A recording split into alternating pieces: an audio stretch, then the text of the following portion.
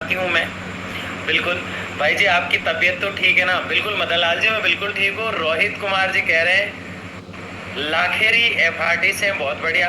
कुकू शर्मा कह रहे हैं सर लाइव नहीं चल रहा है, थोड़ा मैं लेट हूँ भागते भागते, क्योंकि मेरी एक स्टूडेंट के साथ संडे वार्ता थी और उस संडे वार्ता वो थोड़ी लंबी चल गई, तो अभी अभी रिसेंटली उसको किया ही है।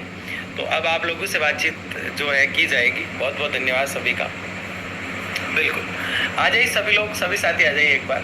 नहीं है, मजबूती से लड़ना है, क्योंकि हराने वाले ज्यादा हो गए इन दिनों, जबकि लड़ने वालों की संख्या लगातार घटती जा रही है। अभी कुछ देर पहले मैं अन्य लोगों की बातचीतें भी सुन रहा था, जो परगना आरएलएससी का विरोध कर रहा है, उनकी बातचीत भी मैं जो है चैट के माध्यम से व्हाट्सएप ग्रुप में देख रहा था कि आरएलएससी कुछ भी नहीं है, यह भी नहीं है, वो भी नहीं है। तो अब तो कोई कितना ही चिल्लाए कि आरएलएससी कुछ भी नहीं है। राजस्थान का ठेकाकर्मी ये जान चुका है कि किस तरह से उसको इस गुलामी से और दास्ता से बाहर आना है। और जिस मिशन को लेकर मैं इतने समय से चल रहा हूँ, मुझे बहुत खुशी है कि आप लोग काफ़ी एक्टिव होने लगे हो। और जो लोग तरह तरह की बातें करते थे, धरातल की सूचना देते थे, पिछले कुछ दिनों से मैं बिल्कुल साइलेंट रहा। कुछ ऐसी न्यूज़ भी थी जो आपको सोशल मीडिया के माध्यम से मैंने नहीं दी, क्योंकि उसी न्यूज़ को उठा के वो वायरल करते थे और आप लोगों में एक ठगी का माहौल बनाते थे। तो उन लोगों की जो दुकानें ही कहूँगा मैं एक तरह से, वो चौपट सी होने लगी है, लोगों को डांटने लगे हैं, फटकारने लगे हैं। खैर, हमारी लड़ाई सरकार से है, जो भी सरकार रही है हमेशा हम उससे लड़े हैं और लड़कर हमारा अधिकार हमेशा हमने लिया है। साथियों, परसों मैंने एक शॉर्ट वीडियो डाला जिसमें मैंने ये बताया कि एक फर्स्ट डेट के मुद्दे को लेकर 2019 में मैं शहीद स्मारक पे एक धरना कर रहा था और हमें 4 घंटे में सफलता मिल गई थी, क्योंकि वहाँ 1500 से 2000 की भीड़ थी और हम सफल हुए, क्योंकि वो लोग एक्टिव थे और बड़ी मजबूती से हम लड़े और एक दिन में हम सफलता लेके आ गए थे। ऐसे राजस्थान में कई मुद्दों के लिए मैंने आवाज़ उठाई और मैं हमेशा सफल रहा, सिवाय 2 मुद्दों के। लगभग 14 या 15 मुद्दों में मैं सफल रहा। ऐसे प्रोटेस्ट मैंने किए हैं और मुझे उम्मीद नहीं, पूरा भरोसा है, अगर आप लोगों ने मेरा साथ दिया तो इस मुद्दे में भी मैं सफल होऊंगा। साथियों, मैं अगर यहाँ पे 1% किंतु परंतु से, अगर मैं आपको हमेशा एक बात कहता हूँ कि आने वाले कई सालों तक इस तरह से ठेकाकर्मियों को मजबूत एक साथ करने दोबारा नहीं उठेगा। मैंने सोशल मीडिया के माध्यम से आप सबको एक धार में पिरोने का काम जो किया है, उसका फायदा नेगेटिविटी का माहौल बनाकर लोग उठा रहे हैं। मुझे उस बात से रत्ती भर भी फर्क नहीं पड़ता, लेकिन मैं ये चाहता हूँ कि जिस मिशन के लिए आप लोगों को एकजुट किया जा रहा है, उस मिशन में हमें सफल होना है। 250 के आसपास लोग आप हो रहे हैं, मुझे उम्मीद है आप अच्छी संख्या में होंगे, क्योंकि जैसे अच्छी संख्या में आते हैं हम एक और मिशन लेंगे। दिनेश कुमार जी कह रहे हैं एक हो जाओ, बीएमएस वाले कह रहे हैं कि आरएलएससी कुछ नहीं है। उन्हें नहीं लगता होगा, क्योंकि वो आप सबकी राय ली जाएगी उसमें। अगले 7 डेज या 10 डेज तक, 7 डेज के लिए रख लेते हैं हम, क्योंकि मेरे पास भी इतना समय नहीं होता।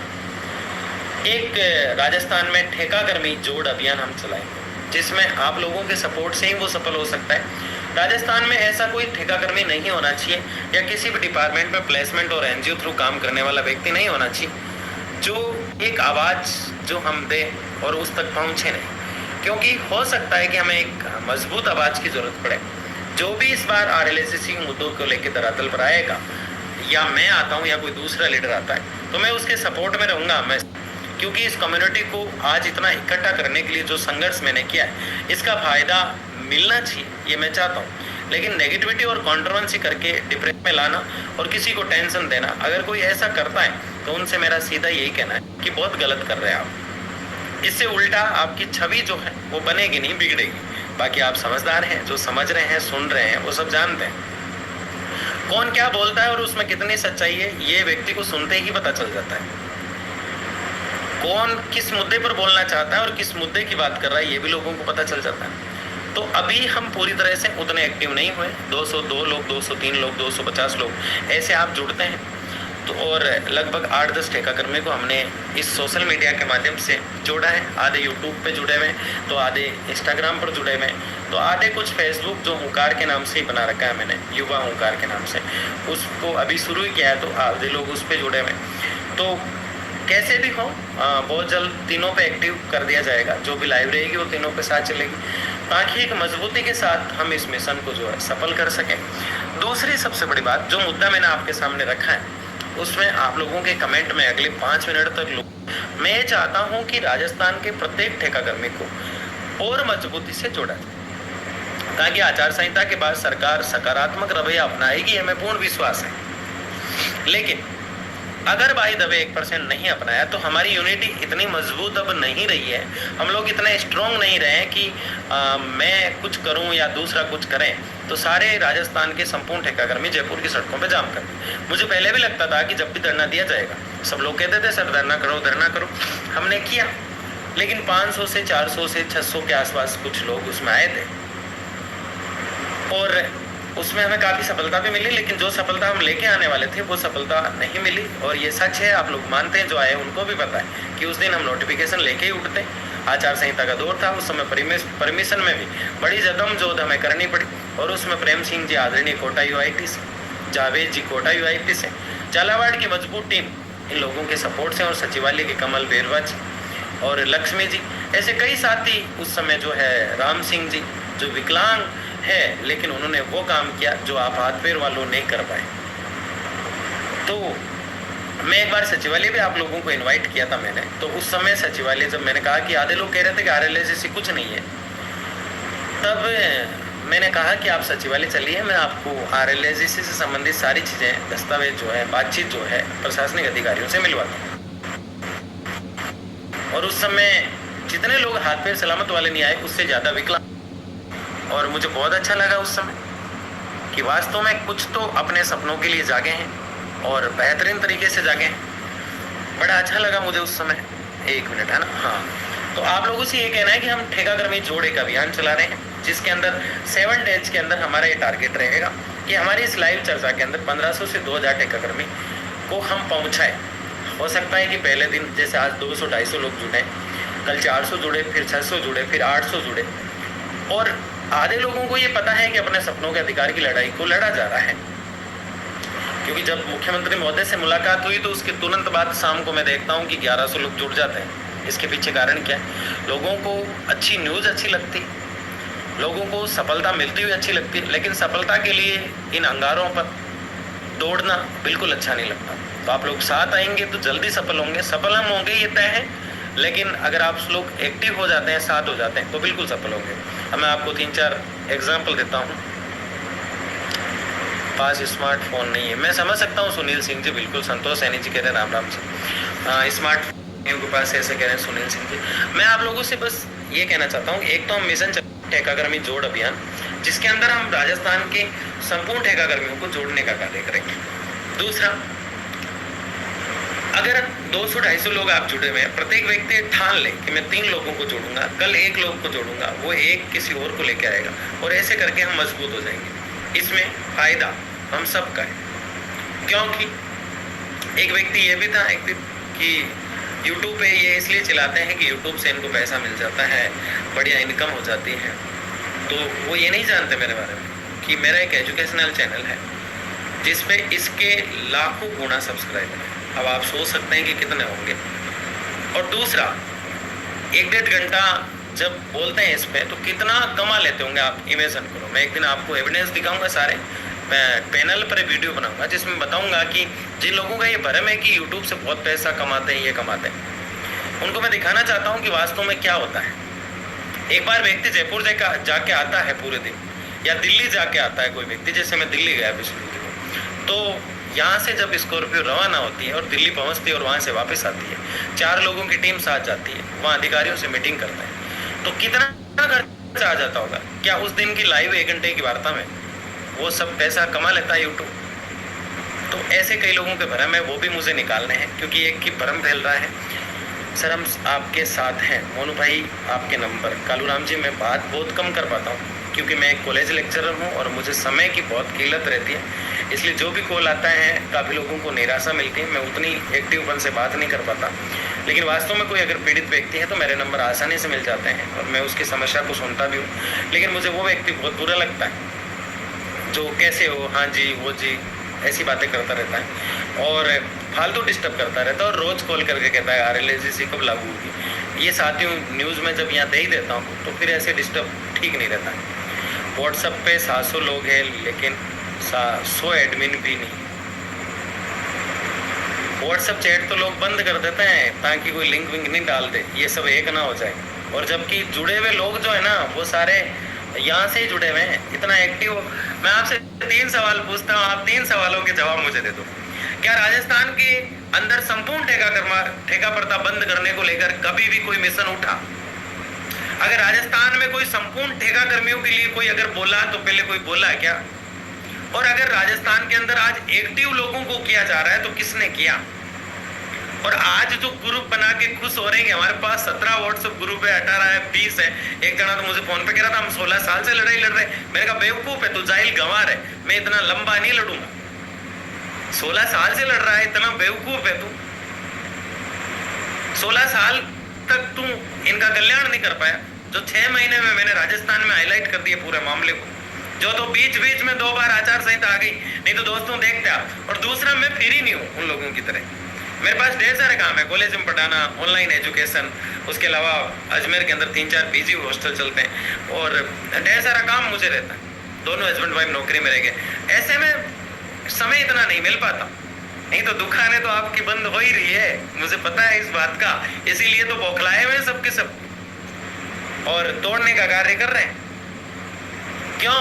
क्योंकि दिया बुझने से पहले बहुत फटफटाता है और ये सच है। और मैं ये बात खुला बोल सकता हूँ तो क्या ही पावर होगी मेरी, ठीक है ना। सर जी मेरे साथ 10 कर्मचारी है विद्युत विभाग से, आपके सुनील सिंह जी जो भी है सबको जोड़ा करें। अनिल स्वामी राम राम जी, राम राम राम राम। निधि जी बिल्कुल सही बोले हो सर, मान गए सर जी आपको आज जयपुर से, आपकी मेहनत रंग लाएगी। शोभा कोमल जी कह रहे हैं देखो शोभा जी बात ऐसी है, मेरी मेहनत रंग लाएगी तो हम सबके चेहरों पर एक रंग चढ़ेगा आराम से। लेकिन आप लोगों का दर्द जो है खत्म करने के लिए मुझे ईश्वर से प्रेरणा जो मिली है कि मैं आप लोगों के लिए कुछ करूं। और जब भी मैं ऐसे सोचता हूं कि यार ये लोग समझते ही नहीं तो फिर क्यों ही लड़े, ऐसे में किसी दुखी का फोन आता है कि सर आप ही हमारी उम्मीद हो, और फिर मैं एक्टिव हो जाता हूं। इसलिए आप सब लोगों से आज यही कहना है कि ठेका कर्मी मिशन हम चला रहे हैं जोड़ने का। एक दिन मैंने लिख दिया ठेका कर्मी और मजदूर, तो कई साथी ऐसे हैं जो टीचर लगे हुए हैं, वो कह रहे हैं हम मजदूर कैसे हुए। ये सच है कि आप मजदूर ही हैं, क्योंकि आपका पद तो शिक्षक है लेकिन दी आपको मजदूरी दी है, वो भी मजदूरी आपको टाइम पे नहीं दी जाती। और हर व्यक्ति काम करने वाला अपने संघर्ष को करता है, और इसके लिए मैं ठेका कर्मी शब्द यूज करता हूँ। और किसी को ठेस लगती है और कोई अपने आप को ऊपर मानता है तो मैं उस भाई से कहना चाहता हूँ, ठेका कर्मी शब्द का मतलब है कि हमें ठेके के थ्रू लगाया गया है। ठेका कर्मी का मतलब ये नहीं है कि आप बिल्कुल ही नीचे गिरे हुए व्यक्ति हैं, आप अर्थ को नहीं समझे होंगे इसलिए आपने वो कमेंट किया। मेरे गुरुदेव हमेशा साथ है हमारे साथ जी, बिल्कुल प्लीज सर हमारे हेल्प करो। मनीष जी, धर्मराज जी मीणा, राम राम जी, सर राम राम। अब आप लोगों से सवाल है कि ठेका कर्मी अभियान चलाया जाए। आप लोग अगर सपोर्ट करते हो, सबको जोड़ने में मदद करते हो, तब तो मैं कल से ठेका कर्मी अभियान एक निश्चित समय जो है, मैंने कम्युनिटी पोस्ट किया था कल परसों, और उसमें मैंने लिखा कि आप बताइए कि लाइव का सही समय क्या है। किसी ने कहा 8:30, किसी ने कहा 9, किसी ने कहा 8। उसमें से जो बेस्ट कमेंट था उस पर मैं काम करूंगा। और उसके अलावा राजस्थान के संपूर्ण जहां जहां लोग लगे हुए उन सबको जोड़ने का कार्य करेंगे हम। और 7 डेज के इस मिशन में कौन कौन मेरे साथ है, जो हमेशा जिदोजहद से लगा हुआ रहेगा। ऑब्जेक्शन लोग करेंगे, बातें फैलेगी, कॉन्ट्रोवर्सियां होगी, लेकिन हमारा मिशन है RLACC। मुझे तो अकेला लड़ना है तो भी लड़ना है, क्योंकि मैंने तो ठान रखा है। लेकिन दुख आप लोगों का है, आपको भी तो ठानना पड़ेगा। सर हम आपके साथ है, अब मुझे बता दो जल्दी से, या फिर ऐसे आए हम संडे को और बात कर ले।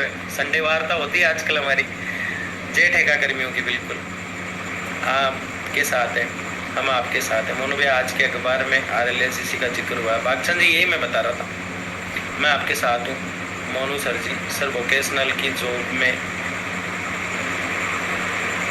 निधि जी मैं समझ सकता हूँ, वास्तव में काफ़ी परेशानियों का सामना करना पड़ता है और इनके लिए निराकरण के लिए प्रयास किया जाएगा। आचार संहिता में हम कोई भी बड़ा एक्शन नहीं ले सकते हैं, बात होगी तभी आगे बढ़ेगी। बिल्कुल सर आपके साथ हैं, सर हम आपके साथ हैं, बिल्कुल सब जोड़ो जब तो हम सर 20 लोग लाखेरी से, बिल्कुल भाई मजा जब आए कि 99% हो जाएगा रिलेशनशिप, अगर नहीं होता है और आचार संहिता खत्म हो जाती है तो कम से कम मैं अगर धरने पे बैठूं या कुछ प्रोटेस्ट करूं या सरकार से मांग करूं हाथ जोड़ के या फिर लड़ के, क्योंकि लोकतंत्र में सिर गिने जाते हैं। हमारी सरकारें हमने बनाई है, उनके लोगों ने तो आगे बनाई नहीं है और हमारे नेता हमारे ही होते हैं, लेकिन उन तक बात किस तरीके से हम रखते हैं वो महत्वपूर्ण होता है और वो हम हमारी बात को समझेंगे कि ये लड़ाई राजस्थान में गरीब और पीड़ित वर्ग की है। आधे लोग कह रहे हैं इसमें आरक्षण भी होना चाहिए इसमें तो सबको ही आरक्षण की जरूरत है भाई, ये लागू हो जाए यही आरक्षण हमारे लिए। सर आप कलयुग के तेजा जी, अरे नहीं अनिरुद्ध जी, तेजा जी तो महान तेजा जी थे, उनके सामने मैं कुछ भी नहीं हूँ। मैं बहुत आस्थावादी हूँ, आप देख रहे हैं भगवान की फोटो है पीछे, उधर मेरे गुरुदेव की फोटो है, उनकी वजह से मुझे इतनी ताकत मिलती है। I am ready, ICT Karauli से सभी आपके साथ हैं। हंसराज जी, सभी साथियों को जोड़ना है, कल से हम मिशन की शुरुआत कर रहे हैं। कल 11-12 बजे मैं कम्युनिटी डाल दूंगा कि किस तरह से हम काम करने वाले हैं अगले 7 डेज के लिए, मंडे टू संडे। अगले संडे वार्ता के अंदर, इस वार्ता के अंदर उससे पहले हम 6 वार्ताएं रखेंगे, उसमें एक एक व्यक्ति को जोड़ने का कार्य किया जाएगा, चाहे कॉल करके करे चाहे कुछ भी करे। एक तो मैंने तो डोर टू डोर प्रोग्राम भी चलाया जा जाकर, लेकिन हर जगह नहीं जाया जा सकता, आप खुद भी मानते हैं इस बात को। तो अब आप लोगों से इजाज़त चाहता हूँ, आप लोग कमेंट करके ज़रूर बताएं और इस लाइव सेशन को भी सबको शेयर करना है, ठीक है ना। बहुत बहुत धन्यवाद।